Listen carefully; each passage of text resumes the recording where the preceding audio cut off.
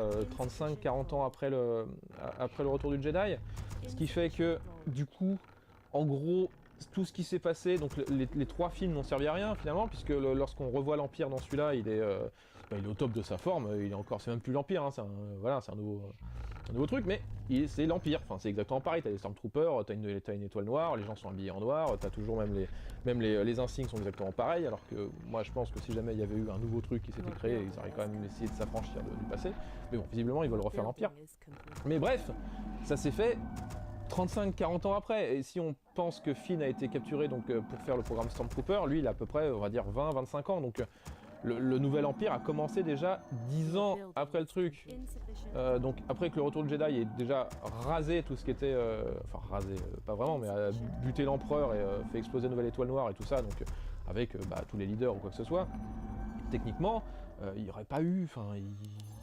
Ça aurait été autre chose, ça aurait été de nouveau, ils le disent dans le film, ça aurait été des Sith, ça aurait été autre chose, mais un nouveau truc, pas l'Empire. Et là, du coup, c'est juste l'Empire, comme si c'était rien passé, quoi. Comme si Luke Skywalker et Leia, c'était... Allez, c'est bon, ça c'est fait, on refait tout. Et ils souffrent donc du coup de ce que j'appelle les suites, la même chose mais en plus gros. Donc là, c'est pareil, la même chose mais en plus gros. Donc voilà, donc ça m'a reproché aussi, parce que moi je voulais revoir du coup les cendres avec, je sais pas, le nouvel empereur ou quoi que ce soit qui décide de refaire avec machin, mais qu'on le voit en train de se faire refaire, pas qu'on arrive tout de suite quand c'est déjà fait, parce que du coup, effectivement, la fin du 6 ne sert à rien, et ça m'a beaucoup embêté. Donc voilà, donc il y a plusieurs trucs comme ça, aussi le fait qu'on voit pas le nom des planètes ou quoi que ce soit, et que je crois que la planète de fin, ou même la planète où t'as la taverne qui est dessus, il me semble pas qu'ils... ou alors ils le disent très rapidement au détour d'un dialogue ou quoi que ce soit, mais il n'y a pas marqué en dessous, j'aurais bien aimé, ce serait quand même cool quand même de... Parce que c'est ça aussi qui est cool avec l'univers de Star Wars, c'est qu'on visite des lieux. Là les planètes sont un peu oubliables en plus, j'ai pas trouvé ça phénoménal, alors que quand même dans la prélogie, les planètes étaient quand même assez cool, c'était quand même le truc qui était intéressant dans la prélogie, mais là du coup ils ont viré ça. Et voilà, donc j'ai reproché 2-3 trucs ça, qu'on voit pas assez de, finalement, les planètes c'est toujours la même chose, c'est une planète de jungle, une planète de forêt, une planète de conneries. C'est un peu chiant ça, du coup, ça serait bien de recommencer. Mais voilà, donc le film, je l'ai bien aimé pour ce qu'ils ont essayé de faire, c'est-à-dire c'était un pari osé, c'était plutôt de tout rebooter, avec en plus un personnage féminin, avec en plus un noir, avec en plus un latino-américain. Donc ça c'est cool, mais ils ont pas été plus loin. Ils se sont arrêtés là, comme disait mon ami Monsieur Manhattan, non, ils se sont arrêtés là, et en fait ils se sont reposés sur des bases beaucoup trop connues. Donc du coup voilà, j'espère que pour les suites ils vont quand même faire autre chose, parce que s'ils nous refont Empire Contre-Attaque pour l'épisode 8, ça serait quand même dommage. Et alors les gens vont gueuler parce que c'est Colin Trevorrow qui s'occupe de ça, mais du coup comme ils ont fait pour Star Wars 7, la même chose qu'ils avaient fait pour Jurassic World en gros, bon bah c'est pas trop grave. C'est pour ça qu'ils ont pris Colin Trevorrow, du coup je pense que c'est exactement le même truc, en disant que comme ça ils vont pas trop détruire pareil, ce qui a été les fondations du truc. Bon, les fans vont forcément gueuler, mais je pense que à mon avis le 8 va être quand même assez cool, parce que ça repart sur de nouveaux trucs. Donc voilà, donc le film je l'ai bien aimé, mais ça m'a pas plus marqué que ça, parce que c'est un putain de remake, et que ça m'a fait chier, parce que j'ai eu aucune surprise, même la bataille dans la tranchée à la fin, j'ai juste l'impression que c'est ah oui il faut qu'on fasse ça, donc on le fait, et du coup ça n'a pas l'intensité de tout ce qui était dans les premiers Star Wars, donc dans la première trilogie, et du coup ça j'ai beaucoup reproché. Les personnages, les vieux personnages qu'on voit, donc ils ont pas trop, à part Carrie Fisher, mais sinon Han Solo il a pas du tout envie d'être là, enfin Harrison Ford il a pas du tout envie d'être là, donc il fait la gueule tout le temps, donc c'est chiant, enfin moi quand je vois quelqu'un qui est chiant, du coup je trouve ça chiant. Et mais voilà, donc bref, comme disaient mes profs, il y a des efforts, mais peut mieux faire.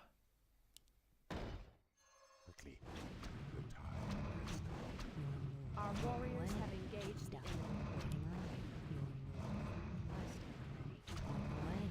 Yo les trashers, dans l'équipe on est tous des grands fans de l'univers Star Wars. Jeux vidéo, films, voire même BD ou romans, c'est une saga qu'on adore. Franchement, l'intrigue dans Star Wars, c'est pas toujours bien ficelé. Aujourd'hui, et à l'occasion de la sortie imminente du DVD du Réveil de la Force, Fidon va vous présenter quelques bizarreries qu'on a pu remarquer dans le dernier film. Bah y a plein d'incohérences et de trucs pas logiques, des trucs où tu te dis mais putain pourquoi ça arrive? Ils sont cons, quoi c'est nul. Et le dernier film en est bourré, des moments tellement illogiques qu'il fallait que j'en fasse une vidéo. Alors attention, il y aura des spoilers, forcément. Vous êtes prévenus, si vous voulez avoir la surprise, je vous laisse 3 secondes. 3, 2, 1, Han Solo meurt à la fin du film. Our warriors have engaged Luke the est un ado tourmenté. Le premier truc qui m'a titillé dans le film, c'est que le héros de la vie de Star Wars, Anakin Skywalker, n'apparaît pas dans le film. En fait, la quête principale du film, c'est trouver ce petit sacripant qui s'est barré parce qu'il est très mal pris que son padawan Kyle Emoren a détruit son nouvel ordre Jedi. Il est parti d'un coup en mode ne me retrouvez pas, j'ai échoué. Alors jusque là, ok, Luke se taille parce qu'il a raté et que des gens sont morts à cause de lui. C'est logique. Mais putain, que quelqu'un m'explique, pourquoi s'il veut pas qu'on le retrouve, il laisse une carte au trésor en plusieurs parties vers son emplacement? Allez les enfants, je vais me cacher dans les bois, voici la carte au trésor de Barbadur, le pirate qui vous mènera à moi, lol MDR. Our warriors Non mais en have vrai, il y a engaged zéro the logique. Si enemy. tu pars mais que tu veux pas qu'on te retrouve, tu laisses pas une moitié de carte à ton droïde que tu laisses chez ceux qui vont le chercher, c'est sûr, et une autre chez un mec qui... Mais c'est qui ce mec? Alors vous me direz, il voulait qu'on puisse venir le chercher au cas où il y a des trucs graves. Mais non, c'est pas logique, tu écris un mot, je sais pas, tu scelles un message à la con avec tes coordonnées, tu organises pas une technopêche à la ligne chez Jean de 5 ans. En vrai, on dirait un adolescent qui lance des appels à l'aide. Non mais attendez, je vais vraiment partir, c'est trop injuste. Je vais partir, vous allez me regretter et vous saurez pas où je vais. Bon, en fait, je vais chez Antoine René, au moins ses parents me comprennent, adieu. Poe Dameron n'est pas stressé. Bref, voilà, l'intrigue est lancée. Il faut trouver la carte au trésor de Luke, l'adolescent un peu teubé et un champion de la résistance est envoyé pour cette mission la plus capitale, sinon l'univers est en péril, blablabla. Poe Dameron, mec ultra swag charismatique avec son droïde Babal pour chien, récupère la moitié de la carte au trésor chez le mec qui sert à rien, mais le premier ordre, les méchants de l'histoire, est magiquement au courant et le trouve en brûlant un village. Heureusement, ce héros de peau réussit à planquer la carte dans son droïde avant de se faire capturer. Un soldat méchant devenu gentil qui s'appelle Finn le sauve. Ils arrivent à s'enfuir, mais se crachent dans le désert même de la planète où le droïde se balade. Retrouver le droïde, c'est super important pour finir sa mission capitale. Alors pourquoi le mec, au lieu de chercher son droïde, il rentre chez lui tranquille pépère à plus sous le bus? Non mais sérieux, il laisse tout le boulot à un mec qui l'a aidé à s'échapper, qu'il connaît depuis 20 minutes et il sait même pas pourquoi il l'a aidé. Sérieux, c'est ridicule. Et puis après, quand Poe retrouve Finn, oh cool, t'as accompli ma mission à ma place, j'ai bien fait de croire en toi et de rentrer à la maison. J'espère que tu me comprends, il y avait touche pas à mon poste. Finn crédit.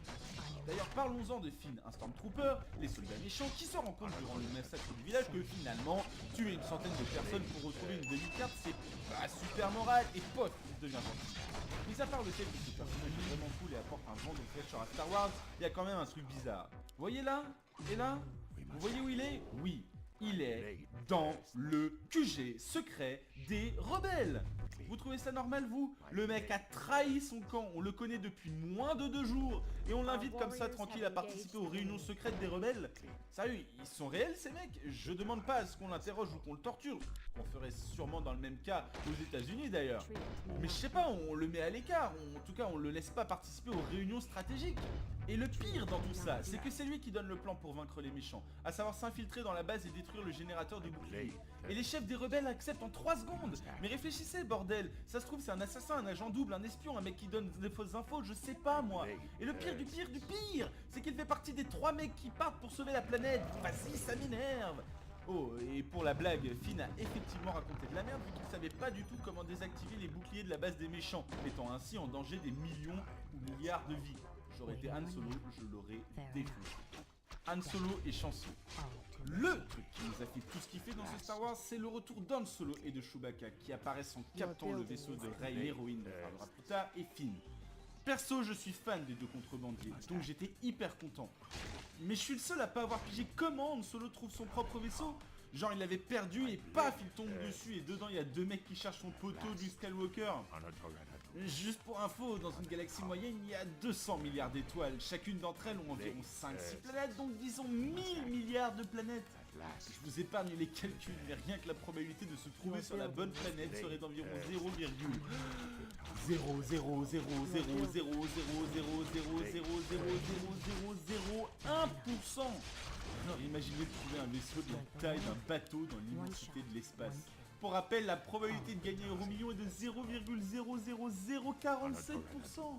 Et même si on disait non, mais ils attendaient autour de la planète Jakku pour une raison précise qu'on connaît pas encore, la probabilité qu'un petit vaisseau soit cueilli au pif reste ridicule. On parle d'une planète genre la Terre, pas du jardin de ta grand-mère.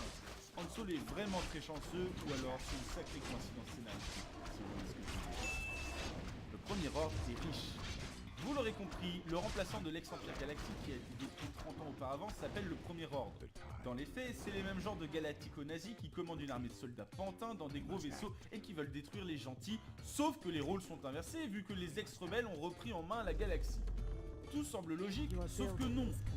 Et c'est même le truc le plus ridicule que j'ai jamais vu dans un film de Star Wars. Je vous explique. Vous voyez ça et ça? Tout ça fait partie du Premier Ordre. Vous voyez toujours pas le problème? Ok, encore une aide. Vous voyez ce canon intergalactique? C'est plus clair? Ouais. L'Empire Galactique a été complètement annihilé 30 ans avant. Les armées ont été dissoutes ou remises sous la tutelle de la République. Alors expliquez-moi, le Premier Ordre, il trouve son argent où? Le truc a construit un canon planétaire qui détruit les planètes capitales de la République Galactique et on l'a pas vu venir. Comment c'est possible que le Premier Ordre soit aussi puissant en sortant de nulle part? C'est le pouvoir de la force? N'importe quoi. Et puis aussi, vous avez remarqué que ceux qui doivent gérer le Premier Ordre, c'est les rebelles? Genre, c'est comme si la France disait aux indépendantistes bretons de protéger le président de la République, quoi. Rey est costaud. J'ai gardé le meilleur pour la fin. Ça, c'est Rey. Elle est belle, elle est classe, elle est orpheline et elle galère sur sa planète jusqu'à ce qu'elle en soit sortie par Finn. Puis après environ 30 minutes, elle découvre un sabre laser et comprend qu'elle a des affinités avec la force. Ok, c'est classe et c'est le premier Star Wars où le rôle principal est tenu par une fille. Par contre, la suite est un peu plus bizarre. Ça, c'est Kylo Ren. C'est le méchant. Il est émo et dangereux. C'est le nouveau disciple d'un seigneur noir mystérieux. Et ça, c'est leur combat à la fin du film. Plutôt cool comme combat. Rey se bat bien, mais elle va sûrement se faire déboîter par... Attends, quoi? Non, putain, non! La meuf, elle gagne contre le nouveau champion du côté obscur. Le mec, ça fait des années qu'il s'entraîne tous les jours pour ressembler à Dark Vador. Il est à l'origine de la destruction du nouvel ordre Jedi, chose que même Luke Skywalker, aka Mister Force trop puissante, a pas pu empêcher. Et il se fait défoncer par une meuf qui a jamais tenu de sabre laser avant le combat, qui a jamais appris la force et n'a aucune formation en art martial. Sérieux, non mais là c'est vraiment trop gros. Alors vous me direz, oui mais Kylo Ren était blessé, mais on voit qu'il utilise sa souffrance pour devenir plus puissant. Ah, sérieux quoi. Ouf. À force de m'énerver, j'ai la gorge sèche. Et vous, il y a des trucs qui vous ont choqué dans le film? Si oui, balancez-le dans les commentaires. Si la vidéo vous a plu, n'hésitez pas à balancer un like et à vous abonner à la chaîne Trash, puis à ma chaîne YouTube aussi. En tout cas, en attendant la prochaine, moi, je vous dis tchuss.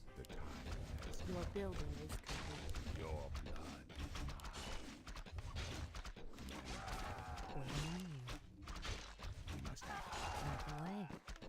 One shot. Vous êtes sûr de vous là? Daniel Craig. Bah oui, il a pas été crédité, mais il est bien dedans, il joue un Stormtrooper. D'ailleurs, son nom de code c'est JB007. Excellent ça. Ouais, tenez, et vous savez qui c'est lui? Michael Giacchino? Bah non. C'est l'ami et le compositeur attitré de J.J. Abrams. Mais comme cette fois c'est John Williams qui a fait la musique, le réalisateur a quand même trouvé un moyen de le faire apparaître dans son film. Ah, c'est cool ça. Et donc lui aussi il joue un Stormtrooper. Yep. Et quelques secondes plus tard, ici, il y a un S en 3 assistants. Fallait le trouver celui-là. Mais donc du coup vous lisez aussi les crédits un par un. Bah, faut bien. Ça va être sympa vos week-ends. Allez, bonjour à tous et bienvenue dans Fort Accord, votre analyse d'après-film en compagnie de Michel, le spécialiste technique de l'émission. Bonjour Michel. Bonjour Michel, un retournement de situation, une mauvaise indication, rien ne m'échappe. Et aujourd'hui Michel, direction une galaxie lointaine. Très lointaine. En effet, avec Star Wars 7, le réveil de la force. Que la force soit avec toi. Merci Carrie. Bon, je commence avec cette scène. Rey a terminé sa journée et rentre alors que la nuit tombe sur le Jakku, comme on peut le voir dans cette scène. En effet. J'avance un peu, donc là, elle se prépare à manger, j'avance encore, et la voilà qui dîne en plein soleil. Ouais. On voit que c'est le soir quand même. Oui, enfin, je sais pas comment fonctionnent les nuits sur Jakku, mais si on est logique 5 minutes, c'est pas du tout la même colorimétrie. Ouais, c'est sûr qu'il devrait faire nuit en fait. Après, il y a peut-être 2 soleils comme sur Tatooine. Si tu te mêlais de ce qui te regarde. Bah justement, jeune fille, tes idées aussi, ça me regarde. Et notamment dans cette scène. Pas celle-là.